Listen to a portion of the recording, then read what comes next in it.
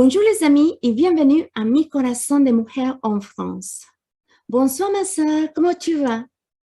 Je vais très bien et toi, Marie? Très bien aussi. Les amis, sachez que c'est une joie pour nous, pour Ornella et pour moi-même, de partager la parole de Dieu avec vous. Parce que nous savons qu'elle est vivante, qu'elle est efficace pour changer de vie. La preuve, elle a transformé nos vies. Et si tu ne sais pas encore de quoi est ce que nous sommes en train de parler, nous t'invitons à t'abonner à notre chaîne de YouTube, à notre page de Facebook et à Instagram pour voir les précédentes vidéos où nous sommes conçus des thèmes qui sont vraiment des bénédictions pour ta vie. Et pas simplement pour la tienne, sinon pour tous ceux qui t'entourent. Aujourd'hui, le thème a comme titre « Dans la détresse, il est avec toi ». Mais d'abord, je voudrais lire un passage de la Bible qui se trouve en Sophonie, chapitre 3, verset 17. Il dit ainsi, « Le Seigneur ton Dieu est au milieu de toi, comme un héros. Le Dieu fort sera au milieu de toi. C'est lui qui te sauvera. Il mettra son plaisir et sa joie en toi. Il gardera le silence dans son amour. Il sautera d'allégresse en te louant. » Dans notre version, dit au milieu de la louange. C'est merveilleux ce verset. Ça nous fait beaucoup réfléchir, n'est-ce pas? Et avec ce verset, je voudrais vraiment commencer cette conversation entre Ornella et moi. Ma soeur, je te dis déjà que tu es belle comme ça. Merci. Bon, comment est-ce que tu agis lorsque tu es en détresse? Une situation qui Wow. te dépasse parfois. Eh bien, ma sœur, je te dirais qu'il s'agit là d'un apprentissage sans fin, car tant que nous serons en vie, l'ennemi cherchera toujours à nous nuire. C'est vrai. Il est venu pour égorger, voler et détruire. Oui. Tant que tu respires, le diable fera tout pour te pourrir la vie. Dieu est un lent fleuve tranquille. Cependant, il ne nous a pas laissés démunis. Nous avons les armes pour combattre. Car la Bible nous dit que les armes avec lesquelles nous combattons ne sont pas charnelles, mais elles sont puissantes par la vertu de Dieu pour renverser les forteresses. C'est vrai. Amen. Gloire à Dieu. Notre avantage est que nous combattons dans la victoire, car Jésus-Christ a déjà vaincu le diable et cette victoire est nôtre. Amen. La Bible est remplie de belles promesses pour nous qui sommes enfants de Dieu.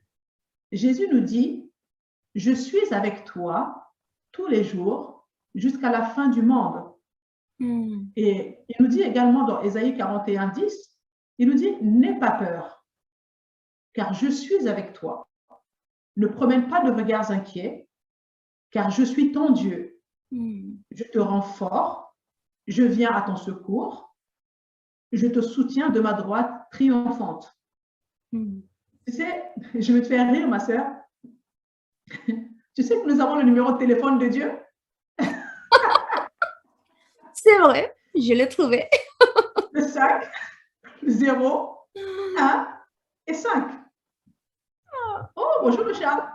Oui, c'est mon beau chat. Il s'appelle Mika.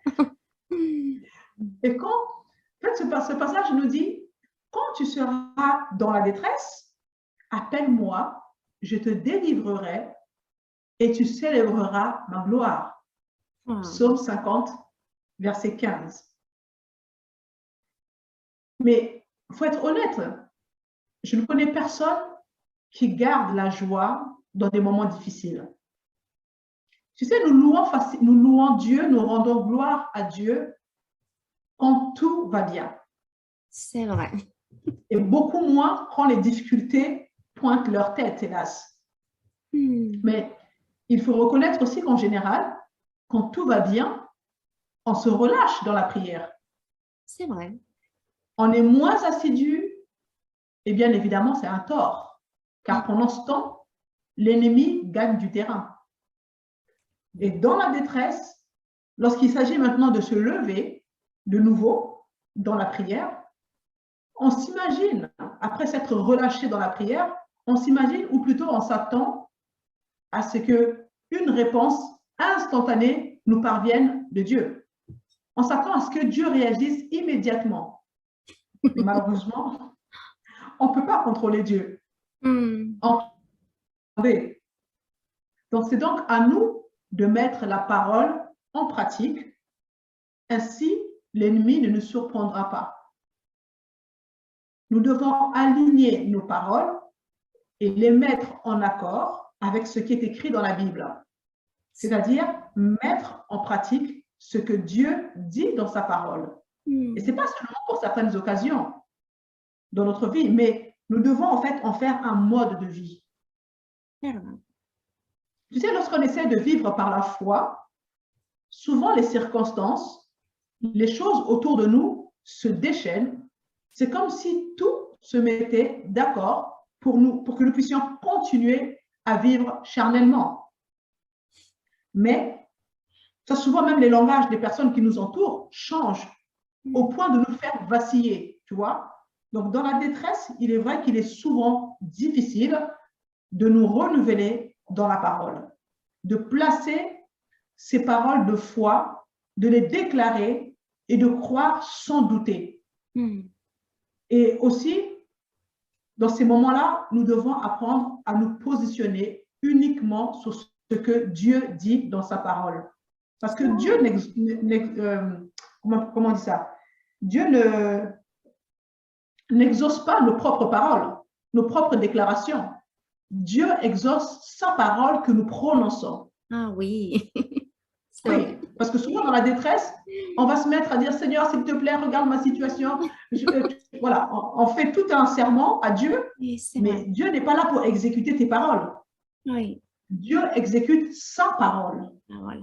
Amen. Donc, dans ces moments difficiles, c'est la parole de Dieu qu'il faut citer. Ce n'est pas notre résumé.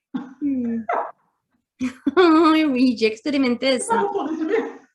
C'est vraiment la parole de Dieu qu'il faut citer. Oui. Donc, mais notre Dieu s'appelle fidèle. Il ne nous abandonne pas. Il ne nous délaisse pas. Dans la détresse, nous devons tenir ferme et repousser l'ennemi à ses portes.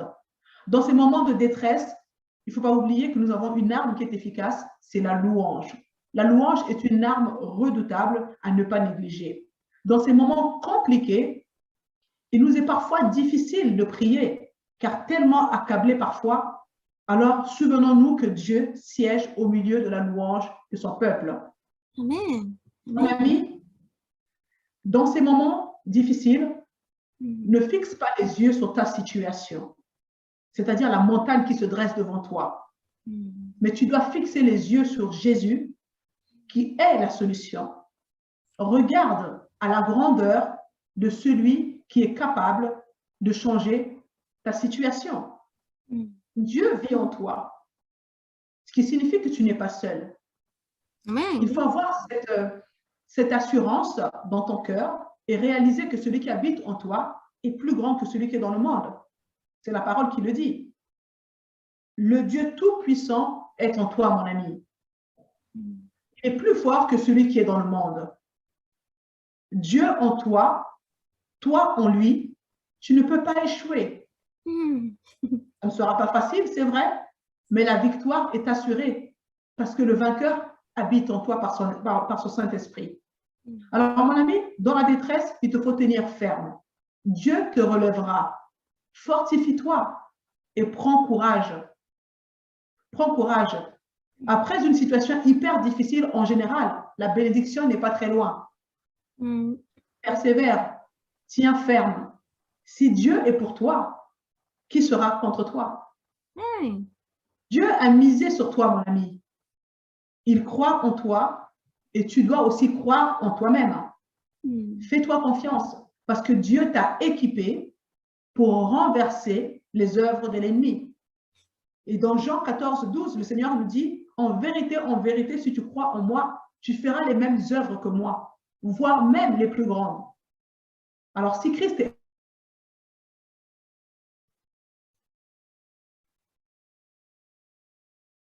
les montagnes seront aplanies. Amen. Amen. Ma sœur, j'aimerais que tu nous parles un peu de...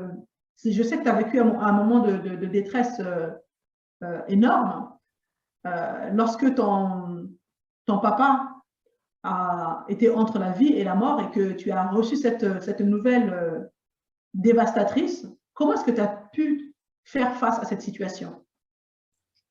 Wow.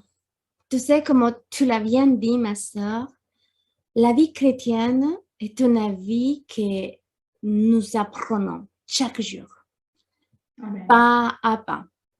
Et comme tu sais aussi, je suis la 3e génération de ma famille à être chrétienne évangélique, avec un père pasteur, avec un grand-père pasteur de les deux côtés, de maman et de papa.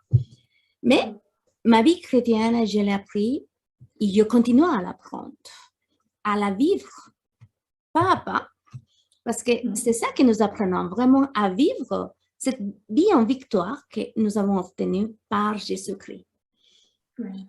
Personnellement, ce qu'à moi, ça m'a aidé à marcher avec cette assurance malgré la situation que j'ai traversée et que parfois j'ai des situations difficiles, c'est me rappeler ma nouvelle identité, qui je suis maintenant en Christ.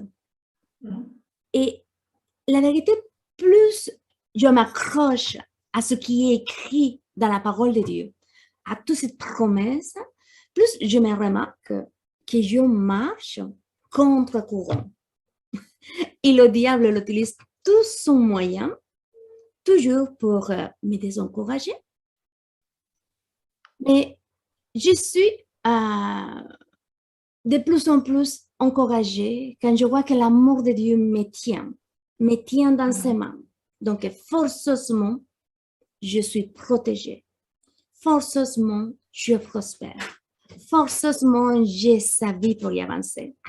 Donc, je me suis intéressée à la définition de ces mots détresse, tu vois, car j'ai vécu des choses dans ma vie, dans mon enfance, et maintenant, comme je te dis, il y a encore des choses difficiles dans ma vie. Et dans ma petite recherche, parce que tu sais très bien, je ne suis pas pasteur, on n'est pas pasteur, on est juste toi et moi des sœurs, des serviteurs du Seigneur, c'est tout, des servantes, qu'on a le cœur avec des flammes de cet amour, la passion de parler de Christ. Donc, dans ma petite recherche, j'ai trouvé que dans le Nouveau Testament, et décrit la détresse comme être dans un espace très étroit, un lieu trop étroit. Être dans une pression, une oppression, être dans une extrême affliction, en tribulation, sans ressources, dans un besoin immense, dans la doute, de ne pas savoir de quel côté y aller, où se tourner, quoi décider, être perplexe, waouh, c'est pas quoi faire. En bref, cette difficulté est énorme. Et tu vois, il y a plusieurs mots, que ce soit en hébreu, dans l'Ancien Testament, ou en grec, que c'est le Nouveau Testament, pour parler de la parole, de ces mots détresse. Mais le verset que je voudrais te partager se trouve en Somme 118,5. Je voudrais commencer par là. Et le Somme 118,5 dit ainsi: du sein de la détresse, j'ai invoqué l'Éternel. Et l'Éternel m'a exaucé. Il m'a mis au large. Une autre version dit ainsi: de mon profonde angoisse et de ma douleur, j'ai prié.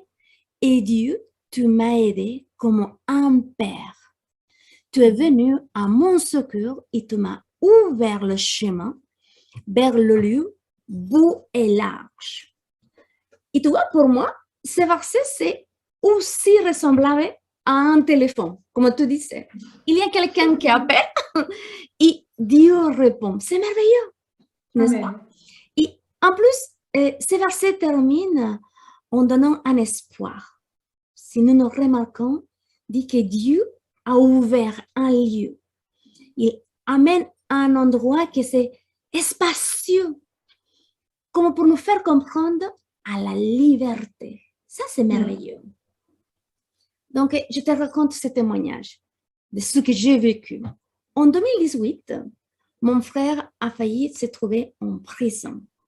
À cette époque-là, il était gérant d'une coopérative. Une coopérative, c'est une entreprise qui prête l'argent là-bas dans mon pays. Mon père était un des actionnaires principaux. Et bon, pour des choses comme ça, mon frère est venu à un moment donné dans sa vie à être celui qui représentait en fait. Il était à la charge de cette entreprise comme le gérant. Et à un moment donné, le moment que moi, tout attend, comme je te dis, toujours l'ennemi, il essaie de te désencourager.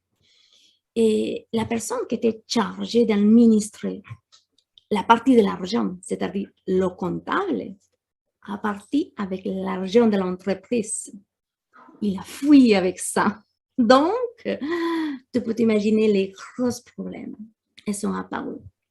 Car, en fait, il a fui avec tout l'argent des associés qui avaient épargné depuis des années.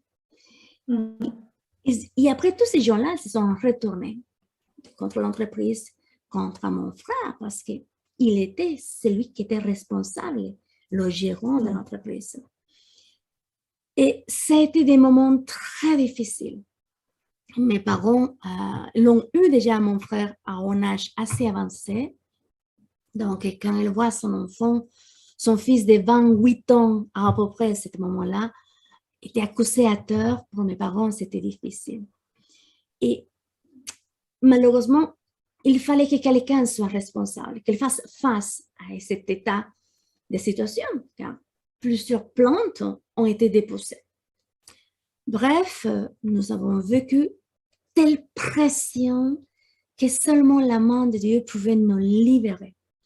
Et surtout, libérer mon frère parce que, tu vois, il était accusé à tort. Et nous avons vécu des mois dans la détresse, des nuits sans dormir, sans vouloir marcher. Nous ne savons pas quoi faire, où aller, qui décider, à qui se tourner. Mais surtout, moi, j'habite ici en France. À ce moment-là, je me trouvais ici en France. Et la seule chose que je faisais, c'est je priais.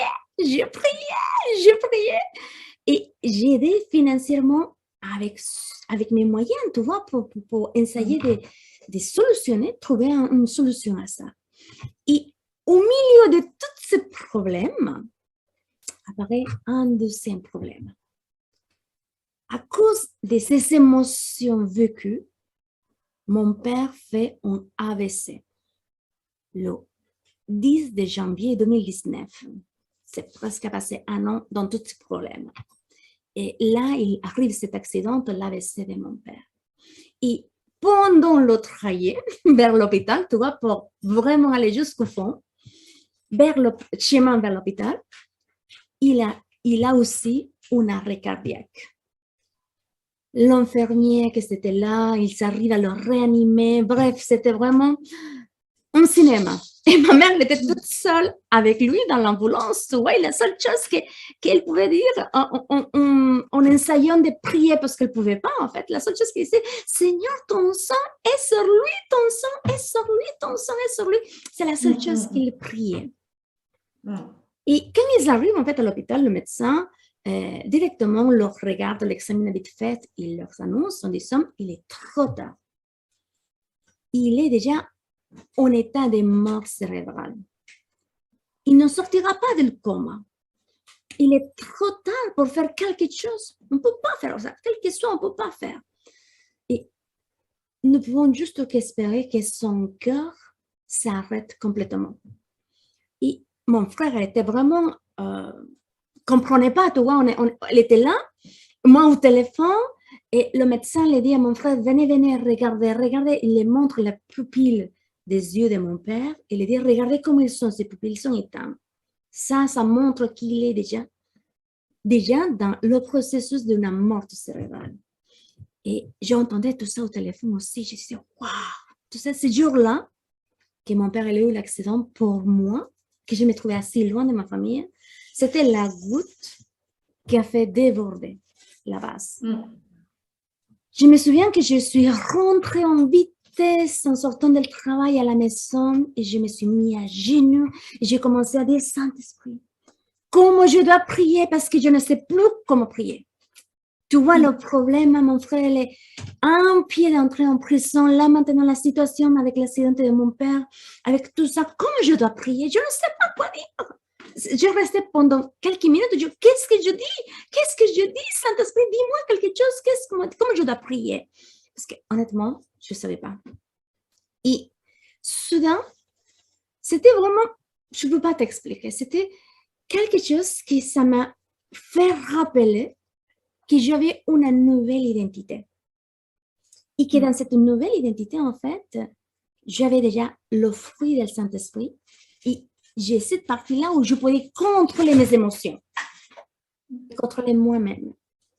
Donc, je commençais à me dire, j'ai la paix de Dieu. Je me suis regardée au miroir, ma soeur.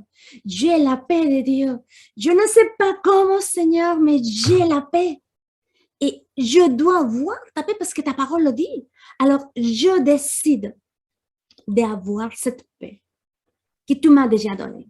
Et je me suis répété cette phrase en disant, j'ai ta paix, j'ai le droit, je suis ton enfant, ta parole dit que j'ai la paix en moi et je décide d'avoir cette paix.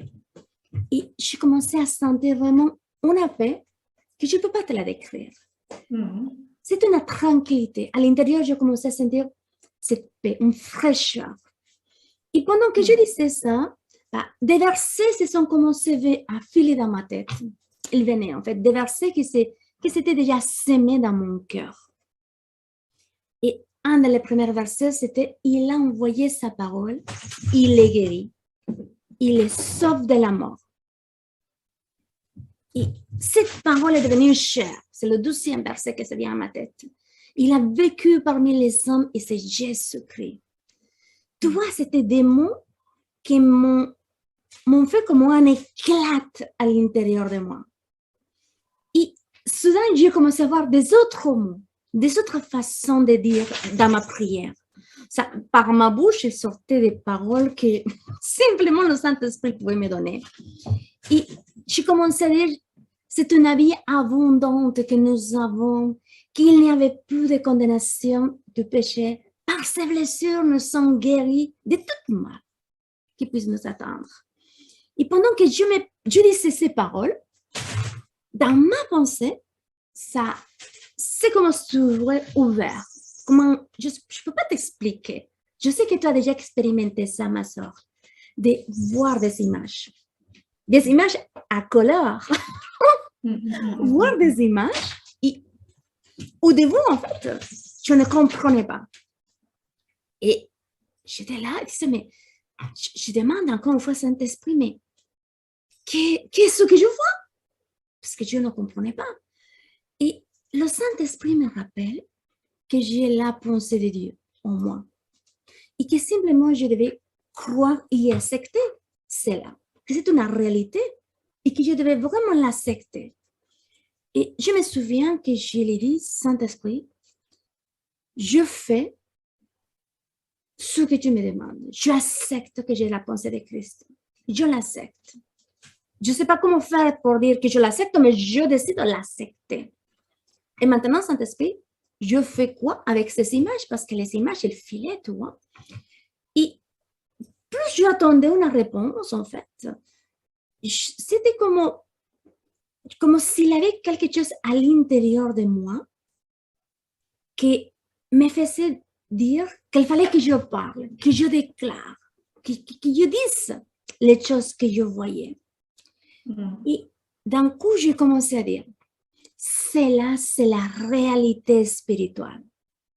Mon père est assis dans le lieu de l'hôpital, parce que c'était la première image que je le voyais. Il était encore en pyjama, mais il était assis dans le lieu de l'hôpital, et je le voyais dans l'image qu'il parlait. Je dis, mais c'est ça la réalité spirituelle. Il est assis dans le lieu de l'hôpital, il parle, il ne meurt pas, il est vivant. j'ai commencé à parler la deuxième image. J'ai dit la même chose, c'est ça, c'est la réalité spirituelle. Il marche. Il est encore à l'hôpital, certes, mais il marche. Et tu vois, cela, ma prière, ça a changé. Mon époux, qui était à ce moment-là, déjà avait arrivé aussi du travail, il m'entendait prier et tout ça, il avait remarqué que ma façon de prier elle était complètement différente, même quand je parlais en langue. Et je l'ai dit à mon frère, s'il te plaît, fais quelque chose, mais il faut que tu mets un téléphone à l'oreille du papa, car je vais soin lui dire ce que je vois. Je vais soin prier avec lui. Et bref, 15 minutes plus tard, mon frère, elle fait tout. Et il réussit. Il réussit à entrer aux soins intensifs et mettre un téléphone à côté de l'oreille de mon papa qui est en coma, tu vois. Et il me dit, bah, il est là, maintenant on parle. Et je commence à dire ça. Au nom de Jésus, je parle à l'esprit de Freddy Paris.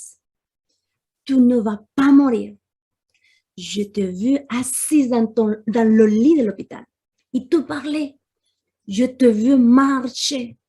Et je sais que ça, c'est la réalité, car c'est l'invisible qui domine le visible. Dieu parle de ce qui n'existe pas comme si c'était vrai, comme si c'était l'existence même. Amen. Et j'étais vraiment en train de le dire tout ça dans la prière ici. Et rappelle-toi, Freddy, tu as la vie abondante de Jésus. Il t'a déjà guéri de toute maladie. Alors, au nom de Jésus, tu dois te réveiller. Tu te réveilles maintenant, au nom de Jésus.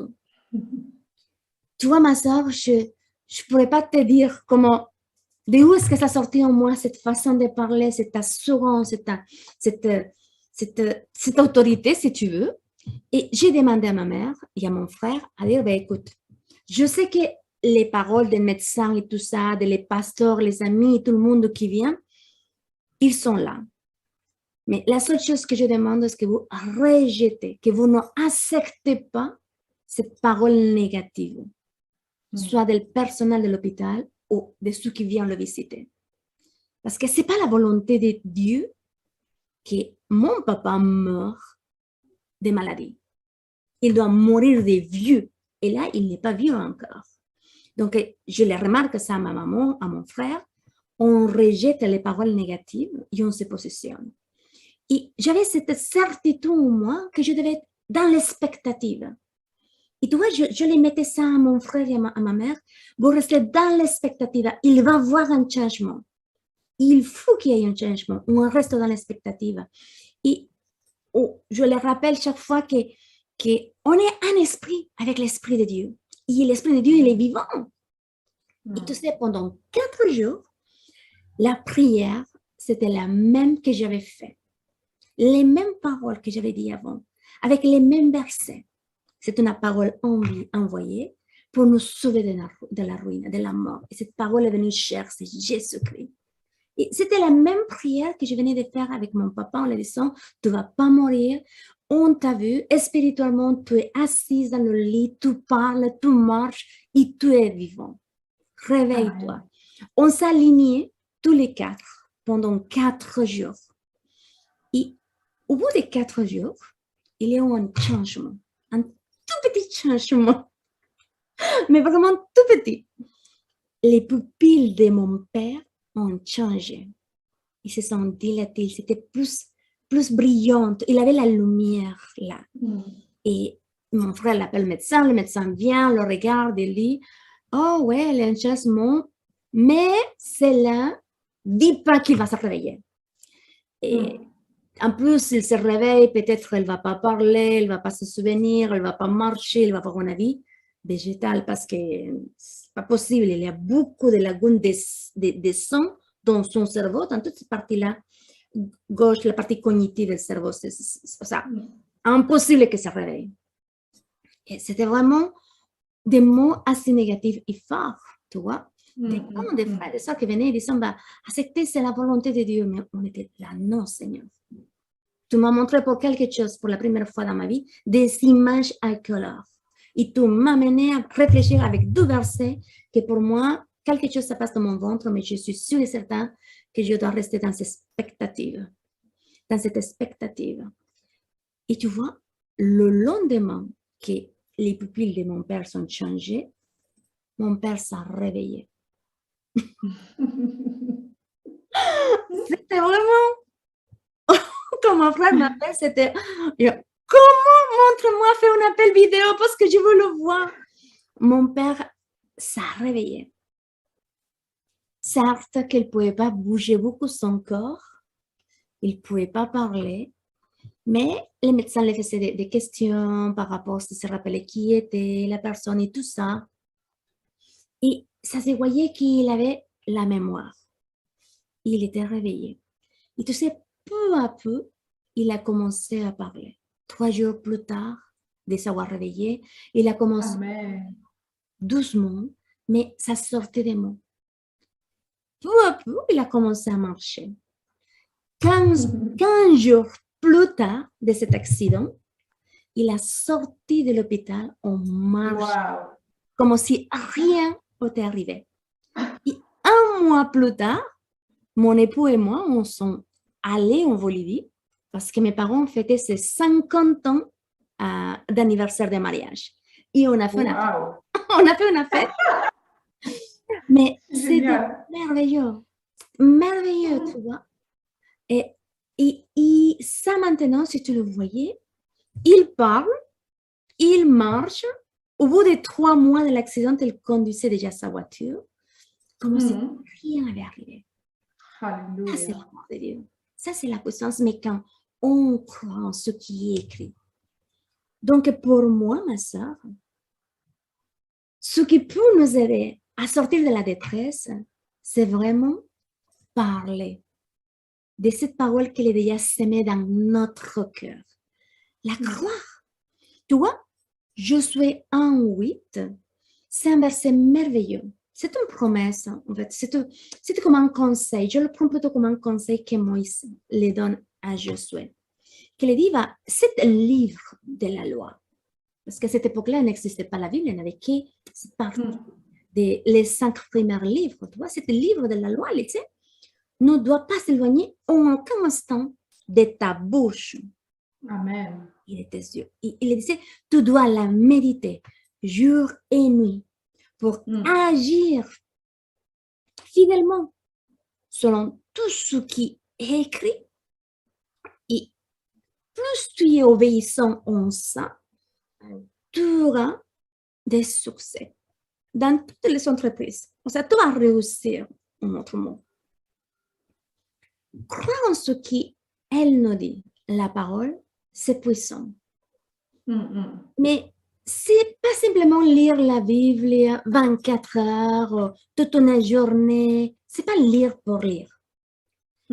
Et comprendre ce qu'elle veut nous dire, parce que la Bible, en fait, c'est Dieu en train de me parler. Dieu nous parle à travers sa parole. Et plus nous commençons à la lire, nous devons vraiment chercher ces moments pour la méditer. La méditation est ce qui nous fait comprendre la vérité. Ce qui nous donne la liberté, plus tu médites. En fait, tu vois, je souhaite ces mots-là, il dit méditer. En hébreu, c'est agak, qui signifie parle. Et si tu as besoin, tu le cries, mais tu dois le dire. C'est ce que Moïse le disait. Tu dois le méditer, c'est le livre de la loi. Tu lis un verset et tu le parles en le croyant. Parce que c'est très puissant de dire des choses quand tu le crois.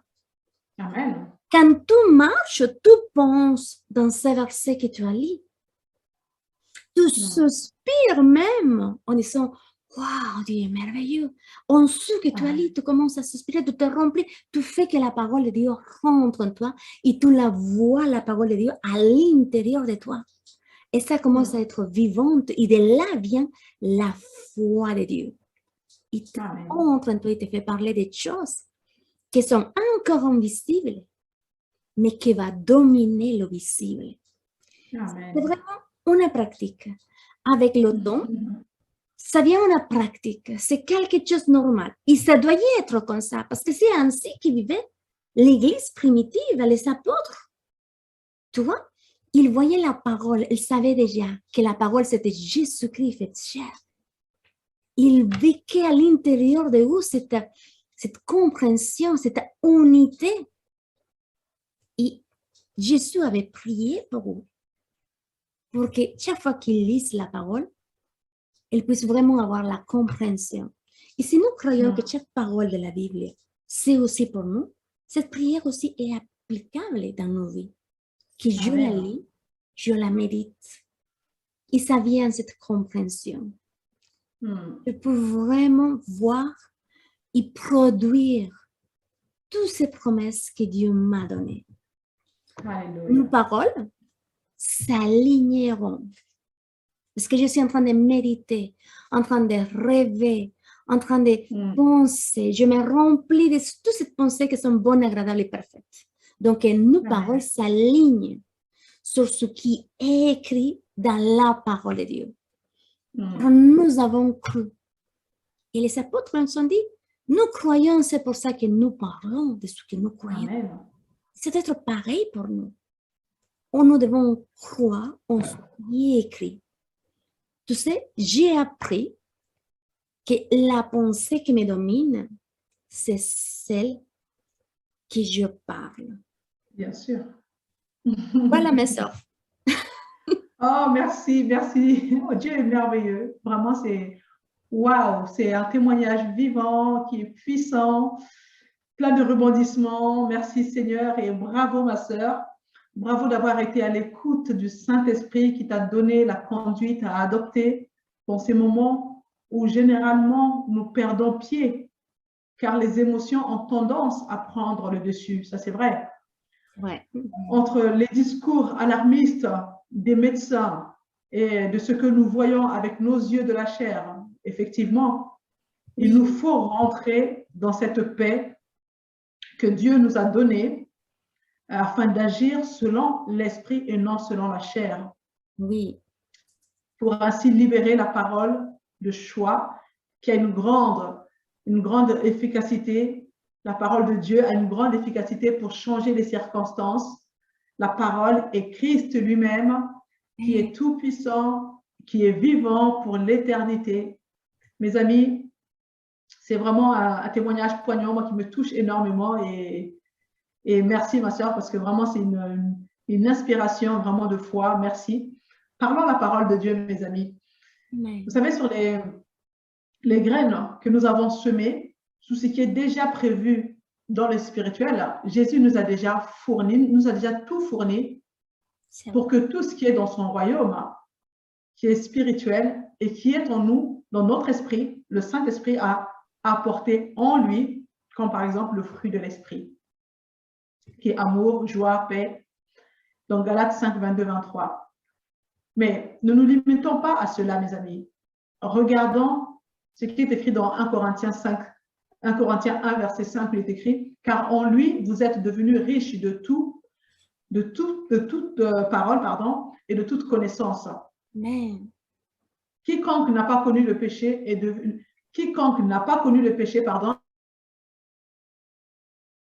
la justice de Dieu. Et ça, c'est ce que nous dit 1 Corinthiens 5, 21, Jésus-Christ qui est devenu péché pour nous. En d'autres termes, nous sommes la justice de Dieu. Amen. Et en y croyant, nous pouvons l'amener à se manifester dans notre royaume physique et ainsi le manifester dans nos vies. Rappelons-nous que la parole de Dieu est la vérité, elle est esprit et vie. La Bible, c'est Dieu qui nous parle, comme l'a dit ma sœur. Donc, mon ami, aujourd'hui, je ne sais pas dans quelle situation tu te trouves.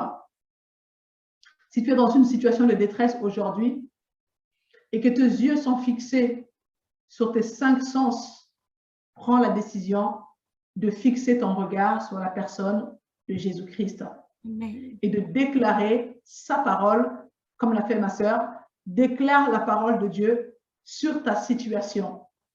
Je l'ai rappelé tout à l'heure, Dieu n'exauce pas tes propres paroles.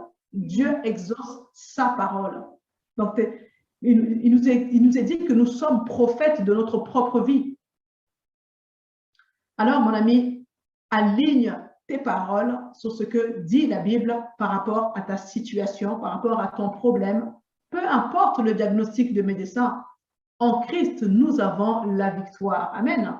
Amen. Apprenons à amener nos pensées captives à l'obéissance de Christ, afin que son esprit se manifeste dans nos pensées et que nous puissions ainsi voir les choses avec les yeux de la foi. Jésus est venu pour nous donner une vie abondante. Ma sœur l'a cité tout à l'heure. Il n'est pas venu pour nous donner une vie qui soit chargée d'ennuis, pleine de problèmes, d'épreuves, de maladies ou d'autres choses négatives. Non, ce n'est pas la volonté de Dieu pour nous. Il nous a donné une vie abondante en Jésus-Christ pour que nous puissions en profiter pleinement et le représenter sur la terre, lui et son royaume, avec amour, car c'est l'amour qui caractérise notre Dieu, qui est Jésus-Christ, marchant et agissant par la foi. Mon ami, si tu n'as pas encore fait de Jésus-Christ ton Seigneur et Sauveur personnel, c'est le moment de lui ouvrir ton cœur. Dieu te cherche. Il ne te juge pas. Il ne te condamne pas. Il désire se réconcilier avec toi. Inspire-toi de la prière qui se trouve à la fin de cette vidéo. Elle te permettra d'inviter le Seigneur Jésus à faire partie de ta vie. Notre Dieu ne s'impose pas dans la vie des gens. Il attend que toi-même, tu ouvres ta bouche et que tu le confesses de ta propre bouche, que tu l'invites à entrer dans ta vie. Et alors, à ce moment-là, il viendra habiter en toi par son Saint-Esprit. Et il changera ta situation, il changera ta vie. Mes amis, n'oubliez pas qu'en Jésus-Christ, nous sommes déjà bénis. Merci, ma sœur, pour ce témoignage poignant. C'est vraiment, ça nous encourage, ça nous fortifie. Ah, tu sais pas comment, à ma famille et à moi, nous a révolutionné. Oh oui, et de quoi? Comprendre notre identité en Christ. Amen. Comprendre qui nous sommes en lui, savoir que nous avons un seul esprit avec lui. Amen. Ce qui est arrivé à mon père jusqu'à aujourd'hui, tout le monde dit waouh, Dieu est merveilleux. Et on a vu plein de guérisons. Hein? Amen. Gloire à Dieu. Nous bénissons nos amis. Merci et à très bientôt.